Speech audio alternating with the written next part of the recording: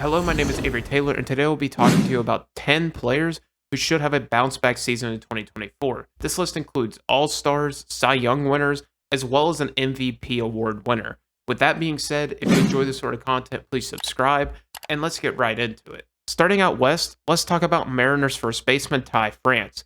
France's 2024 was a combination of disappointing and just plain weird. France became just the fourth hitter to be hit by a pitch 34 times in a season since 1900. And if that wasn't weird enough, his traditional stats saw massive dips across the board, while his batted ball data stayed relatively the same. From 2020 to 2022, France had established himself as a well above average hitter, sitting at a 127 OPS over 3 seasons. However, 2023 was not the same story. France was trying to swing at more first pitches, which often found himself down in counts a lot more, thus increasing his whiff rate and the quality of contact he was able to swing for.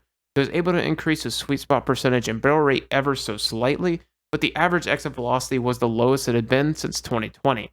For me, there's too much data on France to think he will not be able to rebound in 2024. With a little more luck and patience early in counts, I think it's reasonable to think France could find himself back at that above average first baseman production and help the Mariners scrap back into the playoff contention. Next, let's talk about France's former teammate, Eugenio Suarez, who was traded to the Diamondbacks over the offseason.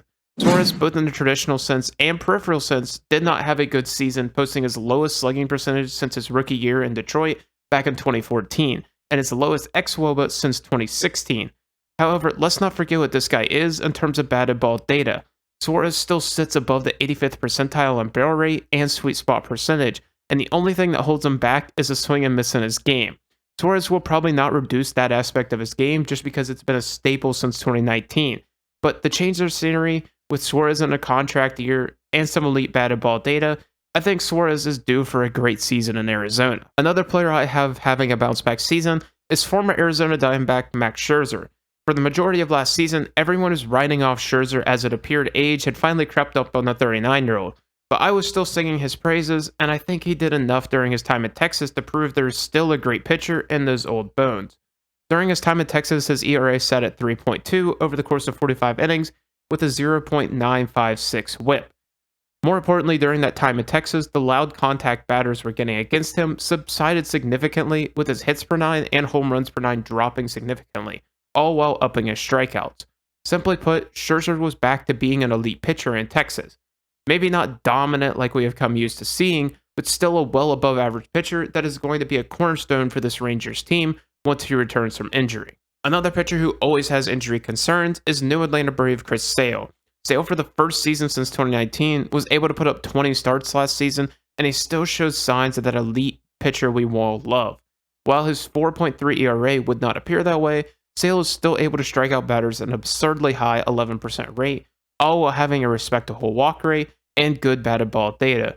Simply put, Sale got incredibly unlucky in 2023, so hopefully with a full season of play and a slightly more friendly ballpark in Atlanta, we should see a career renaissance for Chris Sale.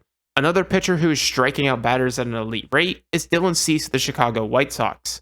For now, Cease had a tale of 2 seasons over 2022 and 2023, and with trade rumors swirling, it is important for teams to know what to expect from the 28-year-old righty. In 2022, he was as dominant as anyone, finishing second in the Cy Young voting with a 2.2 ERA. In 2023, he was a below league average pitcher with a 4.58 ERA. One of the main differences is the effectiveness of Cease's pitches, and primarily his slider. Cease has always had a great slider, and that was certainly still the case last season, but it wasn't a world-beating pitch like it was in 2022.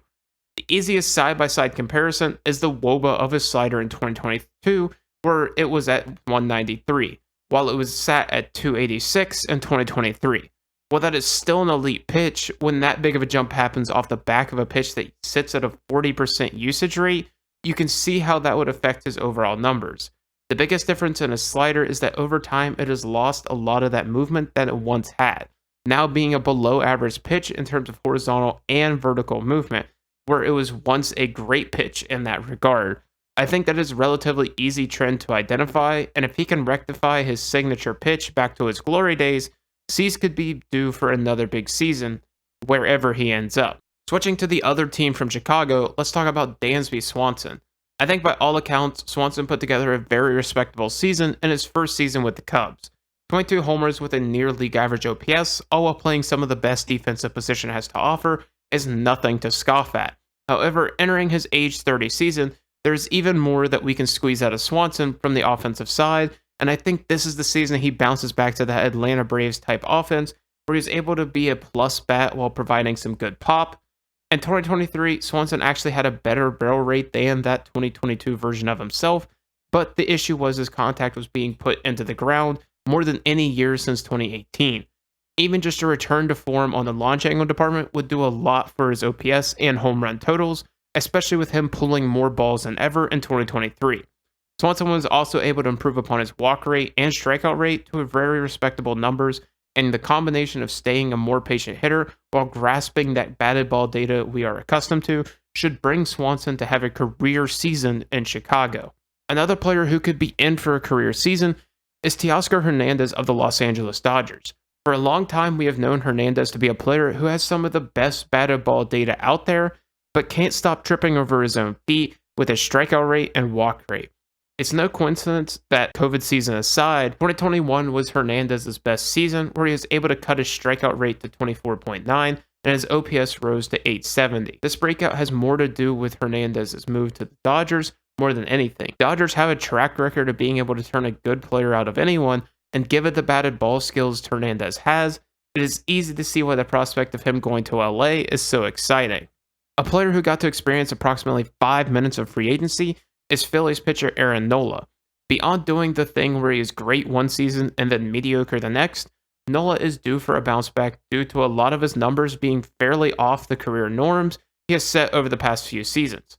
For starters, opponents were barreling Nola highest mark of his career, leading to the highest exit velocity of his career and highest hard hit percentage since 2019. Another issue for Nola was his worsened ability to get strikeouts, which is really strange considering he was still in the 96th percentile in chase rate. So his stuff is still enticing enough to get swings on pitches out of the zone. He just wasn't getting the swing and miss that he has gotten over the course of his career. With 3 straight seasons of a 29% K rate or higher, I expect his K rate in 2024 to bounce back in some capacity with some of the batted ball data correcting itself. A return to form should help the Phillies make another run at the World Series, hopefully without the choking this season. Finishing up the pitchers on the list, let's talk about Minnesota Twins pitcher Joe Ryan. Ryan gained national media attention when him and Pablo Lopez were lighting the world on fire to start the season. But as the season went on, Ryan wasn't the same pitcher down the stretch. However, the expected numbers still hold some faith for the Twins righty. For starters, Ryan will always be a strikeout artist that limits walks and gets batters to chase. Since Ryan spends so much time in the zone, he does get burned more than others, giving up a lot of barrels and hard hit baseballs. However, in 2023, Ryan did make one change that should diversify his pitch mix enough to get hitters more off balance once he refines the pitch. Ryan increased the usage of his sweeper, and while the pitch was not fantastic, it does give him a true swing and miss pitch. The extra swing and misses should help out his numbers phenomenally and help keep batters off balance. And the final player of this video was an MVP as recently as 2022, and that player was Paul Goldschmidt of the St. Louis Cardinals. For most people, having an 810 OPS would be a great season, but for Goldschmidt in 2023, that was the worst full season OPS of his career. However, what if I told you his underlying statistics were somehow better than during his MVP season? Expected batting average, expected slugging, and expected Wobicon were all better, as well as his exit average velocity, sweet spot percentage, barrel rate, hard hit percentage, and walk rate. However, 2 key factors held Goldschmidt back in 2023, and that was a launch angle that was the lowest it had been since 2020, and the highest strikeout rate since 2019 that Paul has had. For all intents and purposes, Goldschmidt got pretty lucky in 2022 with the results he got, and the opposite side of that luck found him in 2023. And I expect him to be right in the middle, where he has spent much of his career. Thank you for watching. If you enjoyed this sort of content, please subscribe, and as always, have a wonderful day.